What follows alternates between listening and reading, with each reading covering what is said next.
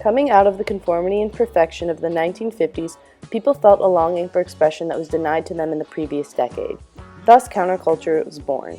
Counterculture is a way of life and set of attitudes opposed to or at variance with the prevailing social norm, basically meaning that it is anything that goes against the previous societal norm. Out of counterculture emerged hippies, a free-spirited group of people against the societal norm of the 50s and more interested in peace and love than war and conformity. Also out of counterculture came psychedelia, any form of art based on the experience produced on psychedelic drugs. The Grateful Dead were one of the first psychedelic bands. They got their start in San Francisco as the house band for Ken Kesey's traveling party bus that went by the name of Further. The inside of Further was painted neon colors and the drinks were spiked with LSD. Kesey called these parties acid tests. The Grateful Dead made their music to express themselves. One of the reasons that they were so influential in their time, and even now, is because people could connect to it. People could connect to their music because it was a time of expression, and that is exactly what the Grateful Dead was doing. They brought people together through their music. They basically created a community of people called Deadheads, who would follow around the band and would even camp outside the venues waiting for the show to start, because they loved the Grateful Dead that much. Inspired by the use of electric instruments by the Beatles, the Grateful Dead's music crossed nearly all genres and was able to both connect to the listeners as well as influence the change in direction of music forever. One of the first questions they'll ask is, what do you do?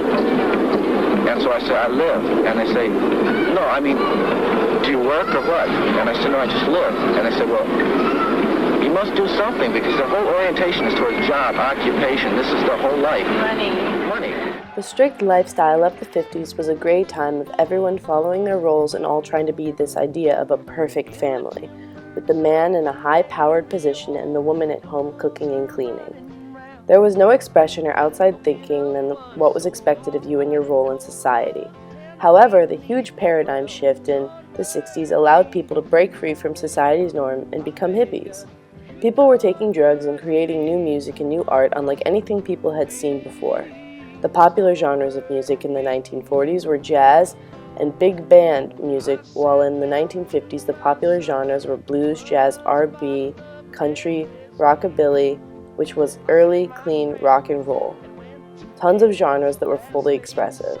Musical genres strictly stayed within the barriers of their genre during this time. By the end of the 1950s, artists and people wanting to express themselves became sick of the conformity that they lived in. The 1950s was a time of produced happiness where everything was the same, but people began to crave more.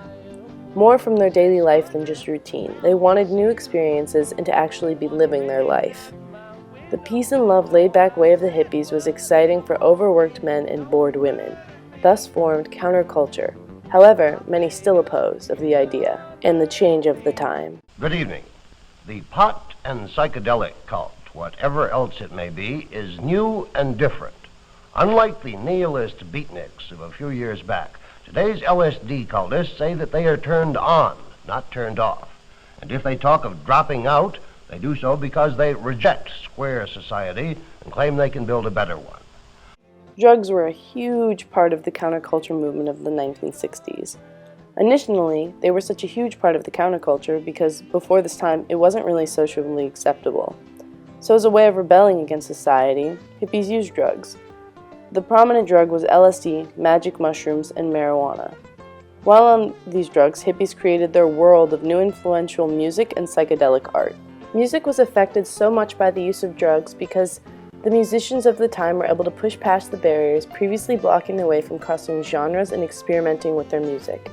Not only because some of the bands would be on drugs, but because everyone else was, and everyone was having such a good time that they thought, yeah, let's just do this. Let's make really creative music, and I bet it will be awesome. The Grateful Dead are considered the most important band of the psychedelic era. They crossed jazz, blues, bluegrass, rock, R&B, folk, and introduced the idea of jam bands, which were bands that would start a song and follow where the music was going instead of trying to guide it themselves. Before them, bands would only choose one genre and stick to it. They introduced the idea of crossing genres into modern-day music. The Grateful Dead also brought the level of creativity and expression in music to a whole new level. They wouldn't even make set lists. They would go on stage, play whatever they felt like playing, and they would rarely, if ever, play the same song the same way twice. Although most of their creativity spawned from their drug use, they helped make it the norm for musicians to experiment with both creative process and with their sound. It affects us today by having inspired future generations' creativity. Today, the world is an extremely creative place filled with different expressions of music and different types of art, not to mention film. Quite a contrast to society's goals of the 50s of everyone and everything having one correct way of being. Our artifact is the Grateful Dead's debut album because it symbolizes the birth of psychedelia and psychedelic rock.